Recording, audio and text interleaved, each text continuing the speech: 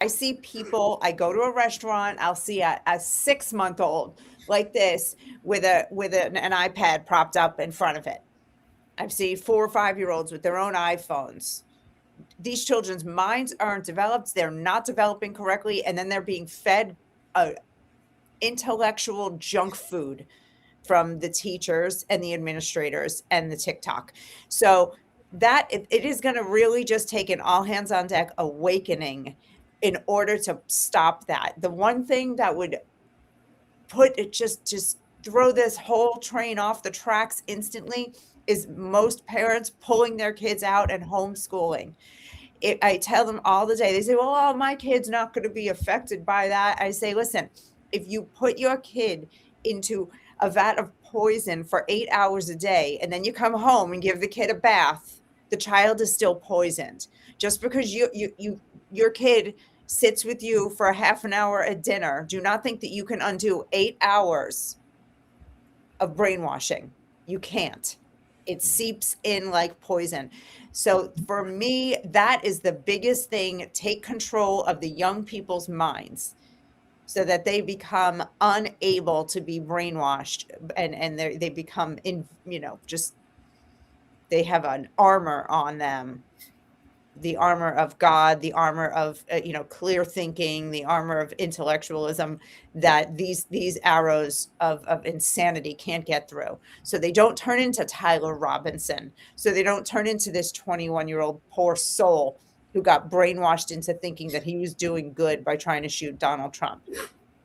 Yeah. Well, Josh, I put tinfoil hat on my kids. It didn't work. Just so Right. it didn't work. Josh, this reminds me of your ex-girlfriend from what you were saying, right?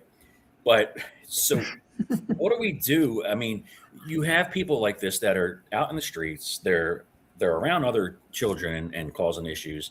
So what is the solution? But then at the second point, why is it that we aren't hearing about people like crooks and these assassins that in Butler, Pennsylvania, and other places?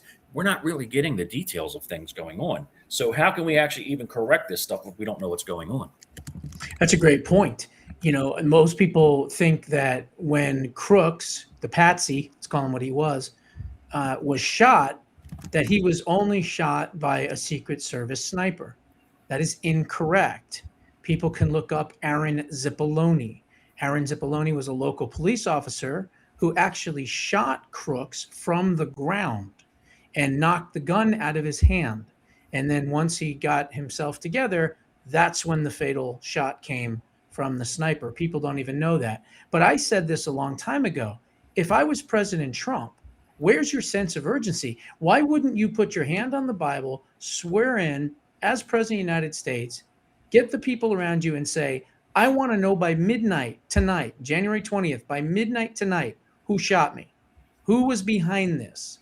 Where is this network of people that were working in concert with the Democratic Party's higher up and elites? Because clearly that's where this came from. So again, this is what I don't understand. Why are we not hearing any of this? Where are these investigations? That's a big part of it. But the other part of this is the media, or the prostitutes, as I like to call them.